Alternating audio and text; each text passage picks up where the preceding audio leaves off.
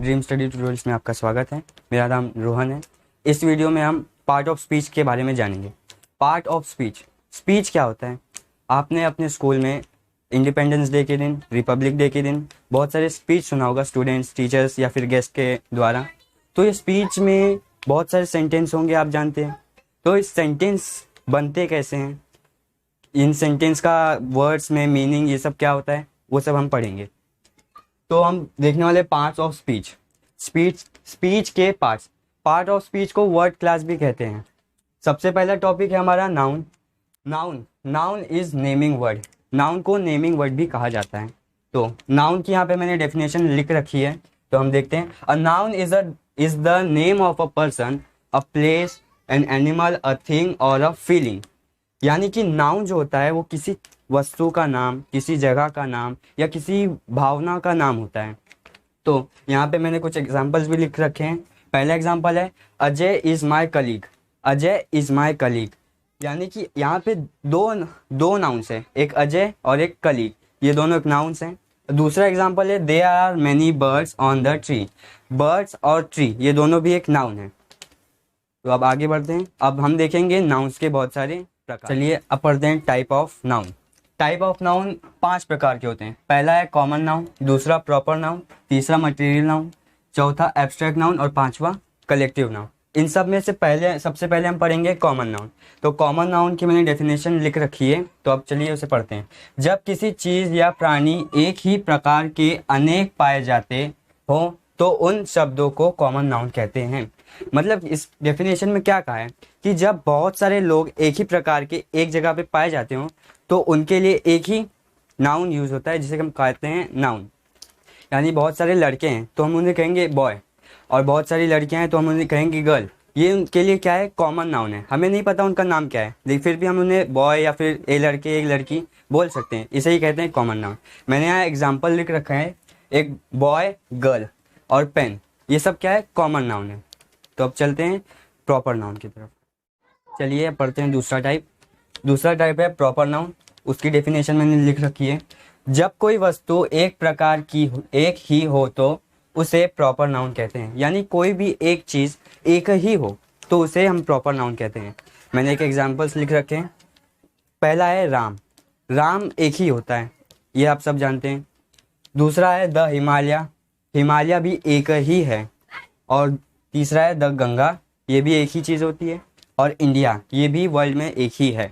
तो अब मैं आपको कुछ प्रॉपर नाउन की विशेषता बताना चाहता हूँ कि प्रॉपर नाउन को हमेशा पहला जो लेटर रहेगा वो कैपिटल रहेगा। जैसे मैंने यहाँ राम लिखा था तो पहला लेटर मैंने कैपिटल लिखा था। और इनका प्लूरल नहीं होता।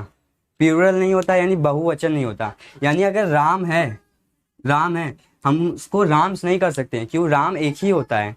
और इसकी विशेषता है कि कभी भी प्रॉपर नाउन के आगे ए और एन कभी नहीं लगाया जाता, बल्कि द लगाया जाता है, वो भी कभी कभी, हमेशा नहीं। जैसे मैंने यहाँ पे लिखा है द हिमालय और द गंगा। द क्यों लगाया जाता है, क्योंकि पूरे वर्ल्ड में सिर्फ एक ही होता है। चलिए अब हम पढ़ते हैं मटेरियल नाउन। मटेरियल नाउन, जो वस्तु अपने असली रूप में पाई जाती है, जिनसे वस्तु बनाई जाती है, उन्हें मटेरियल नाउन कहते हैं। अब कोई भी वस्तु होती है, हम उनसे कोई भी चीज़ बनाई जाए, जैसे कि गोल्ड से हम रिंग बना सकते हैं। तो यानी जो गोल्ड है वो एक मटेरियल नाउन है, यानी वो अपने प्योर फॉर्म में रहे तो उसे मटेरियल नाउन कहते हैं। आफ्टर, यानी कि कुछ समय बाद अगर गोल्ड को रिंग में बना दिया जाए तो वो मटेरियल नाउन नहीं रहेगा। वैसे ही वेट यानी गेहूँ, वो भी एक मटेरियल नाउन है। वैसे ब्रिक यानी ईटा, वो भी एक मटेरियल नाउन है।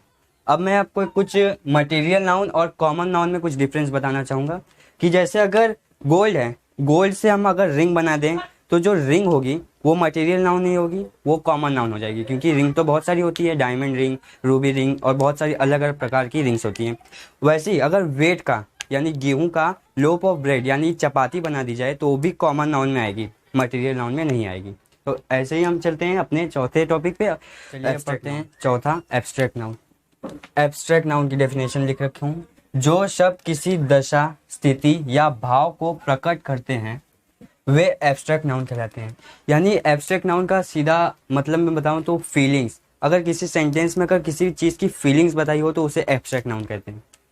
जैसे कि हैप्पीनेस यानी प्रसन्नता, फ्रेंडशिप मित्रता, क्राई रोना, और चाइल्डहुड बचपना।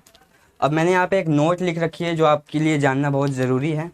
जैसे जिन नाउन शब्दों के अंत में नेस, शिप, आरवाई, हुड लगे होते हैं वे एब्स्ट्रैक्ट नाउन होते हैं। यानी ये सारे वर्ड्स एंडिंग में लगे रहें किसी भी शब्द के तो उसे एब्स्ट्रैक्ट नाउन कहते हैं, यानी वो फीलिंग्स को दर्शा रहे होते हैं। अब चलते हैं पांचवें आखिरी पे, चलिए अब पढ़ते हैं आखिरी topic, collective noun. Collective noun definition, English में कुछ ऐसे शब्द होते हैं जिनका अर्थ होता है समूह और झुंड, ये कलेक्टिव नाउन होते हैं। यानी इंग्लिश में कुछ ऐसे शब्द होते हैं जिनका समूह होता है झुंड या फिर कोई ग्रुप, बहुत सारे लोग मिलकर कोई ग्रुप बनाते हैं। जैसे कि एग्जाम्पल में अ बैंड ऑफ रॉबर्स यानी डाकुओं का झुंड, और दूसरा है अ फ्लोक ऑफ बर्ड्स यानी चिड़ियों का झुंड। यानी बहुत सारे लोग मिलके जब कोई ग्रुप बनाते हैं तो उसे कहते हैं कलेक्टिव नाउन। तो दोस्तों अभी तक हमने पढ़ा टाइप ऑफ नाउन। अब इस पार्ट में यानी इस वीडियो में हम पढ़ेंगे काइंड ऑफ नाउन। तो there are only two type of kind of noun. यहाँ पे सिर्फ दो प्रकार के काइंड ऑफ नाउन होते हैं, एक होता है काउंटेबल नाउन, दूसरा होता है अनकाउंटेबल नाउन। तो काउंटेबल नाउन, काउंटेबल से आपने ये समझ ही लिया होगा कि जो काउंट किया जा सकता हो। तो अब मैं इसमें समझाऊंगा कि काउंटेबल नाउन और अनकाउंटेबल नाउन पहचानते कैसे हैं। काउंटेबल नाउन के पहले ए, एन, सम, अ फ्यू आदि शब्द आ जाते हैं। यानी जिन वर्ड के पहले ए, एन, सम और अ फ्यू जैसे वर्ड आते हैं उसे कहते हैं अकाउंटेबल नाउन। और उसका एक एग्जांपल है please give me a glass of water. ये एक उसका एग्जांपल है, क्योंकि इसमें बोला है कि मुझे please give me a glass of water, क्योंकि इसमें हमें पता है कि हमें कितना ग्लास ऑफ वाटर देना है, सिर्फ 1 ग्लास ऑफ वाटर। अब दूसरा है अनकाउंटेबल नाउन। अनकाउंटेबल नाउन के पहले ये शब्द नहीं आते, यानी कि ए, एन, सम, अ फ्यू ये सारे वर्ड्स अनकाउंटेबल नाउन के पहले नहीं आते हैं। इसका भी एक एग्जाम्पल है my ink pot is made up of glass, यानी मेरा जो इंक पॉट है वो ग्लास का बना हुआ है, लेकिन मुझे ये नहीं पता उसमें कितना ग्राम ऑफ ग्लास इस्तेमाल हुआ है। तो मैं जानता हूँ कि आप ये वीडियो इतनी अच्छी तो नहीं बनी है, लेकिन मैंने कोशिश ज़रूर की है।